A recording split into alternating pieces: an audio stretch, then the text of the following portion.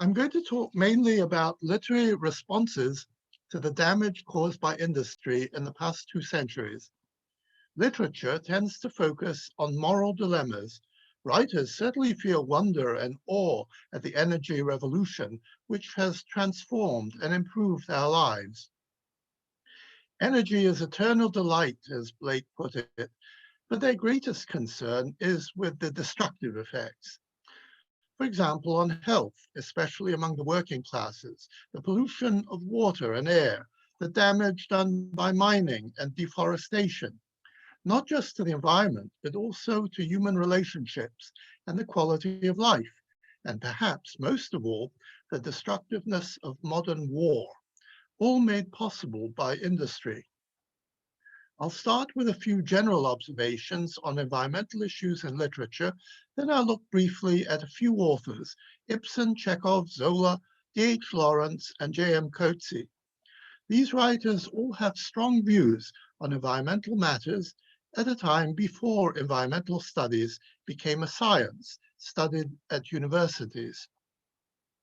Now, this is, of course, a very large subject, ranging across many countries and different literatures over a long and eventful period. What I hope you'll get from it is a bird's eye view of literary responses to environmental moral dilemmas. In which ways do creative writers, poets, novelists, and playwrights talk meaningfully to scientists who are concerned with the same things, with destructive effects of energy and the moral dilemmas they bring about? So I'll start with a few general insights of literature into the energy revolution over the past 2 centuries. Just to get the subject in perspective, most environmental studies departments at universities were set up only in the last 20 or 30 years. But literature on the environment and on the damage human beings can do to the natural world goes back nearly 4,000 years to the Mesopotamian epic of Gilgamesh, in which deforestation is portrayed as a crime against nature. In the Hebrew Bible, there is a consistent link between human wrongdoing and environmental destruction. Environmental renewal follows moral renewal. Both the Epic of Gilgamesh and the biblical story of the flood, which draws on it, see environmental catastrophe as a result of human evil. And this kind of moral judgment is not entirely absent among scientists, as seen in Sir David Attenborough's recent testimony in Parliament on the effects of global warming. We are collectively guilty for much that has gone wrong. But in the ancient world, and until the Industrial Revolution, human beings could do only so much damage. The energy revolution from the late 18th century has given us new, more effective instruments of environmental ruin and self-destruction. As industry spread, so did 19th century nationalism, and literature shows nations in constant conflict with one another. This has brought progress of all kinds, that is true, but it has also brought destruction. There's also another kind of literature, of misanthropy, in which human nature is seen as fundamentally wicked. Like Faust, it has made a pact with the devil. Blake, Goethe, Nietzsche, and Conrad are among those who write of the human heart of darkness and of the trail of destruction which humanity leaves. This tradition of misanthropy becomes linked in some ways to the literary revulsion against the destructive force of industry. What most people might not realize, and this I'd like to emphasize, literature gives a constant critique of the Industrial Revolution wherever it spread, from the 18th century technological breakthroughs which created the revolution in England, where we have poets such as Blake and Wordsworth, then to other countries in Europe, particularly Germany, with poets such as Goethe and his younger contemporaries, and France with Hugo and Zola, and Ibsen in Scandinavia, and Chekhov in Russia, And as colonialism spread, this environmental literary critique followed. And of course, the United States, whose literature shows constant concern with the environment long before Rachel Carson's Silent Spring. The novelist John Steinbeck, originally trained as a marine biologist, warned over 25 years before Silent Spring in his novel The Grapes of Wrath that misguided and corrupt agricultural practices, such as those adopted in the American Midwest, will lead to environmental disaster. In language recalling prophetic diatribes against injustice, Steinbeck condemns corrupt industrial capitalism and affirms a new germination of the downtrodden common workers. Science creates enough for all. Capitalism destroying homes and crops for profit is subject to the biblical curse of the grapes of wrath. Writers, perhaps more than scientists, see their role as a judgmental one, and many are outspoken critics of wrong and immoral environmental policies and may be counted as proto-environmentalists, unacknowledged legislators of humanity, as Shelley described poets at the end of A Defense of Poetry. In the early 19th century novels of James Fenimore Cooper, for example, you have a warning of the effects of deforestation. To Elizabeth Gaskell, the destruction of the environment by industry is a form of murder, a betrayal of Christian love. Herman Melville warns that the hunting of whales will lead to their extinction. Charles Dickens, in Hard Times, looks at environmental contamination of the typical industrial town in terms of the moral corruption of heartless industrialists who abuse their impoverished workers as slave-like operatives to be paid so much and worked so much. It was a town of machinery and tall chimneys, out of which interminable serpents of smoke trailed themselves forever. It had a black canal in it and a river that ran purple with ill-smelling dye. Dostoevsky is appalled by urban blight, Thoreau by the encroachments of industry, Ibsen by the cover-ups protecting vested interests, Zola and D.H. Lawrence by the ecological damage done by mining, Chekhov by environmental destruction brought about by poverty and ignorance, Upton Sinclair by the high mortality among the poor caused by urban environmental pollution, and Wilfred Owen by the damage to the land in war. In much literature depicting factory towns, environmental pollution and moral pollution feed on each other. The factory-generated filth of the water mirrors filthy human behavior.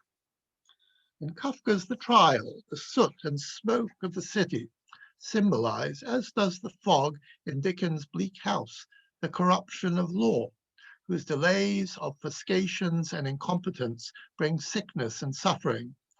Henrik Ibsen, in An Enemy of the People, writes of environmental pollution as the outward expression of moral pollution.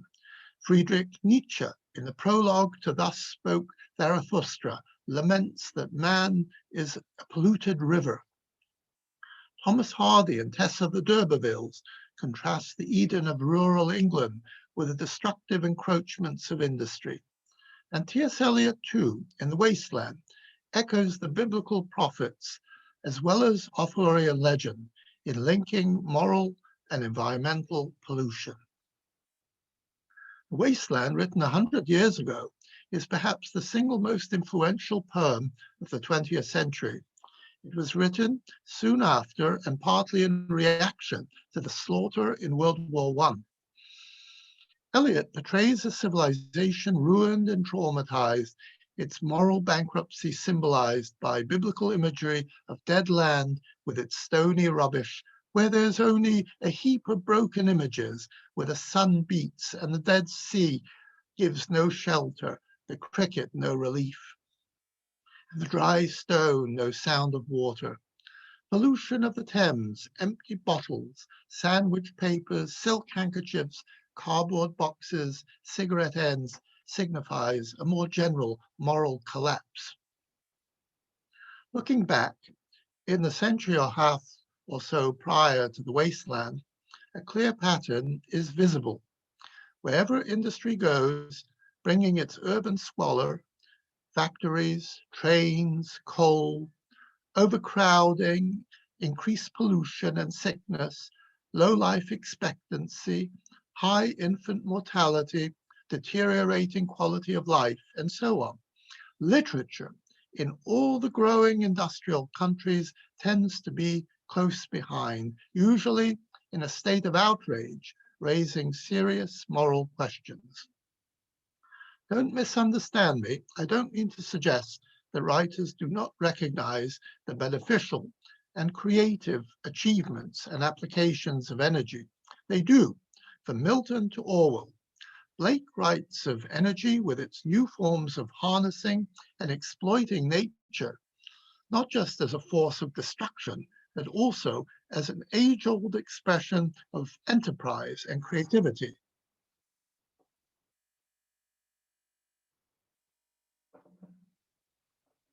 Orwell, nearly 150 years after Blake, writes of English mining in the road to Wigan Pier. Most of the things one imagines in hell are there, but Orwell acknowledges that the energy revolution in the mid-Victorian era until the 1930s had greatly alleviated the most extreme forms of poverty, hunger above all. Life expectancy was much higher, infant mortality much lower, the standard of living much higher, and with a much better social safety net than in the time of Dickens.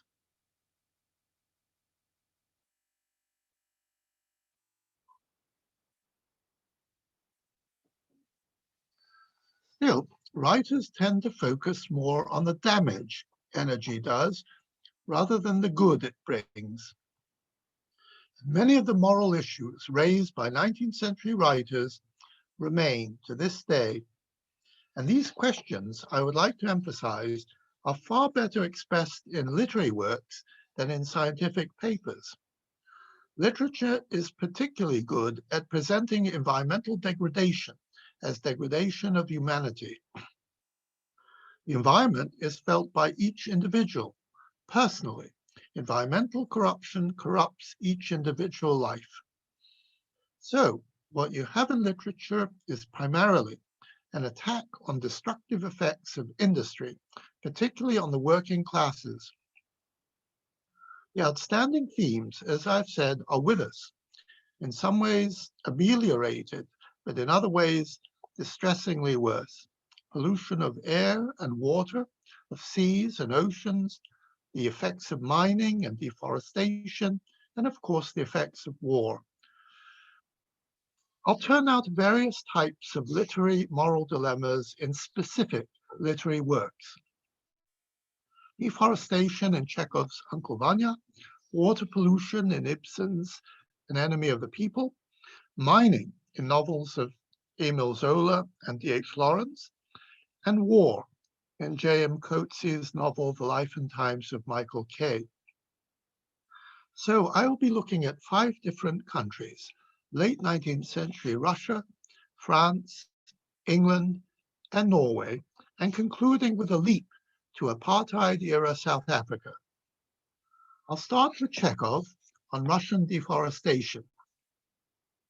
As I mentioned, concern over deforestation precedes the Industrial Revolution and can be found in ancient literature.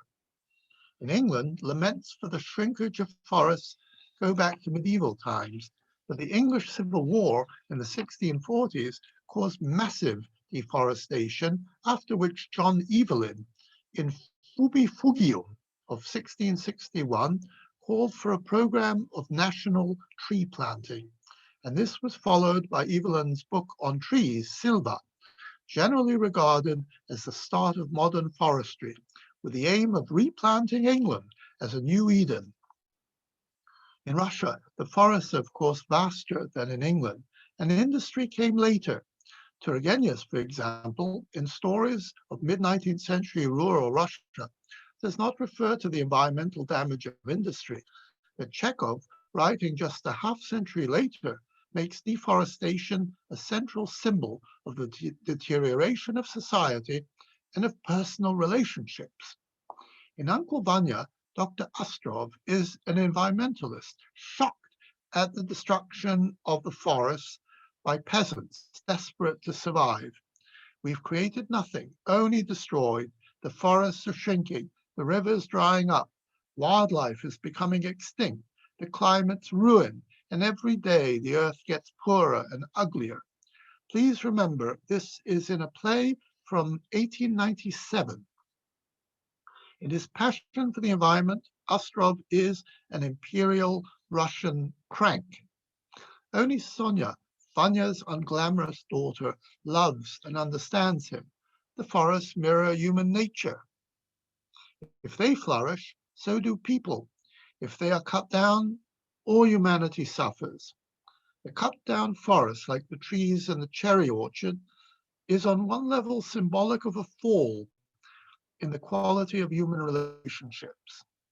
Ostrov has drawn detailed maps showing how in the previous 50 years, half the forest in the district was cut down to no one's benefit.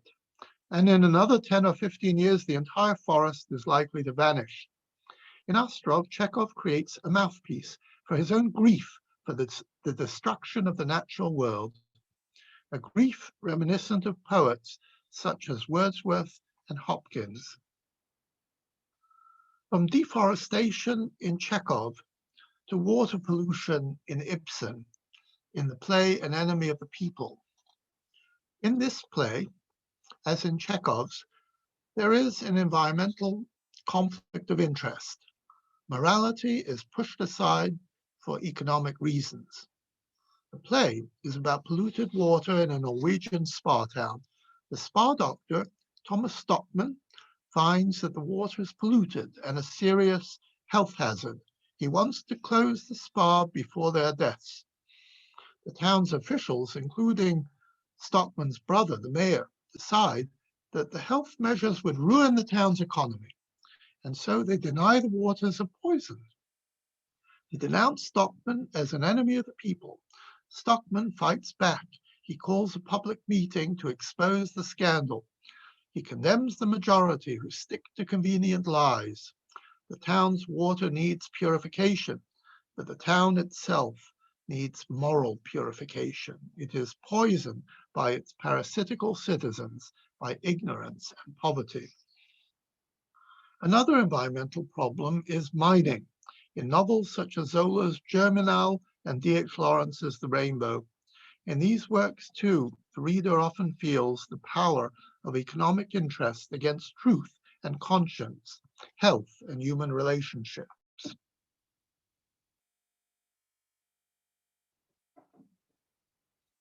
Of course, you wouldn't know today, traveling in France or the north of England, what a mess industry made of the landscape 150 years ago. But Zola and Lawrence remind us. Zola writes about the environmental damage done by late 19th century French mining industry as a symptom of moral corruption. The countryside is robbed of its beauty. The earth is filled with slag heaps and ruins, coated with soot from the blast furnaces. Hardly a tree is in sight. The polluted air and water destroy the health of the inhabitants. The few older miners have worked since they were children. Often they are dead men walking with incurable diseases. In this ruined land, the people are little better than animals, and at times worse treated. In the mines, children under 12 labor alongside their parents and older siblings. Yet Zola has faith in them. They will overcome their enemies and truth and justice will prevail. The novel ends with the miners buried alive underground, but germinating. This is where the title comes from. Pushing outward in revolutionary pregnancy, a symbol of human and environmental healing combined. Beneath the blazing rays of the sun in that morning of new growth, the countryside rang with song as its belly swelled with a black and avenging army of men, germinating slowly in its furrows. growing upwards in readiness for harvest to come, until one day, soon, their ripening would burst open the earth itself. D.H. Lawrence was a miner's son, but by 1915, when he published The Rainbow, describing his early life in the late 19th century, he had left his childhood world in the north of England for good. In the novel, he draws on biblical imagery to depict the late 19th century Eden, where the Bible was taught in local chapels and schools and read at home as a living work, and human beings were still at one with the rhythm and cycle of nature. Heaven and earth was teeming round them, and how should this cease? Into this idyllic rural world, Lawrence writes, industry spewed its poison among miners buried alive in their coffins, in blackened homes corrupt with pollution, the blackened hills, the dry, brittle, terrible corruption spreading over the face of the land. The ending of the novel returns to the Bible in its hope for the creation of the living God, a renewal of the biblical covenant symbolized by the rainbow, a new growth rising to the light and the wind and the clean rain of heaven. This quest for a new Eden is a powerful and consistent theme in literature, in which environmental damage is seen in the perspective of flawed human nature. The moral problem is particularly clear and tragic in time of war, when environmental destruction is inevitable. It is rightly said that literature from before World War I tends to glorify war more than literature after World War I. But there are exceptions. For example, Shakespeare in Henry V laments the combined human and ecological disaster caused by war. It is ironically the enemy, the French Duke of Burgundy, who after France's defeat in the Battle of Agincourt in 1415, speaks most profoundly the truth of war. War leaves countless widows, orphans, and the wounded in body and spirit, as well as fertile land unsown and wasted. Children grow wild as weeds, thorns and thistles on the land they tread. Instead of thirst for knowledge, they thirst for blood in ignoble savagery. This defective human nature, as the Duke calls it, has been the same since the fall from Eden. More recently, J.M. Coetzee writes of a lost Eden in his novel The Life and Times of Michael Kay, set during the civil strife of apartheid South Africa. Michael Kay, about 30 years old, of mixed race, works as a gardener in the Cape Town parks. He lives with his dying mother and struggles to survive as the country descends into chaos. Michael loses his job as gardener. As there is no reliable public transport, he constructs a vehicle from a stolen wheelbarrow and wheels his mother by hand out of the city and into the countryside. His mother has told him about a farm where she grew up hundreds of miles away, and they travel on foot in search of this lost world.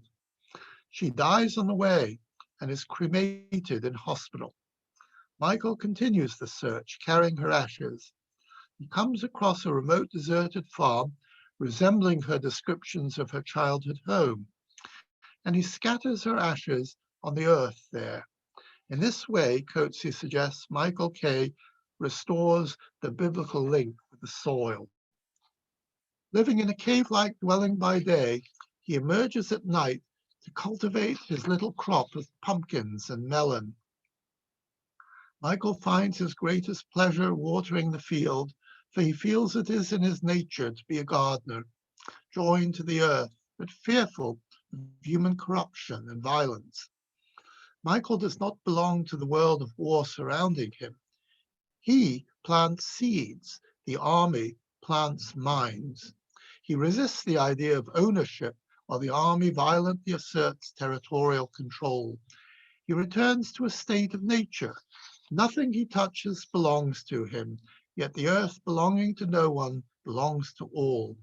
When hungry, he takes from the field. He is obeying instinctively a divine law. It is God's earth. As a human being in need of sustenance, he has a right to the fruit of the earth and the privilege of blessing it. The pumpkins he grows are not his. They weren't mine, he says. They came from the earth. The Life and Times of Michael Kay is a fantasy of resistance to the modern world with its materialism, wars, racism, and environmental destruction. Michael Kay is a victim, but an unusually resourceful one, escaping his dismal fate by returning to a paradisal moment before history and before human beings corrupted the earth. I have given the barest of outlines of literary responses to environmental issues created by the energy revolution in the last 2 centuries. There is an impressive literature of protest, often taking the form of moral condemnation, and in this regard, writers and scientists often think along similar lines. I've tried to show that the literature of environmental protest has archetypal qualities which remain relevant generation after generation. They set out basic recurrent problems familiar to scientists, but still this literature should be more widely accepted as part of environmental studies. The improvements brought by energy should not be forgotten. Our air and water are much cleaner than in the time of Dickens, yet the ghastly record of harm done by human beings to others does not bode well for the environment. Nations in rivalry or conflict with one another, seeking incompatible ends, are not likely to cooperate in global environmental challenges. Indeed, they will have difficulty in cooperating in anything. Primo Levi reminds us that Auschwitz, the total defacement of the human image, was also a total environmental wreck. Literature is not lacking in hope and faith in human abilities, nor in love for the beauty and grandeur of nature, but the literary perspective overall could be defined as cautiously skeptical. The human species has achieved great things, but so far has not proven a reliable protector of the natural world.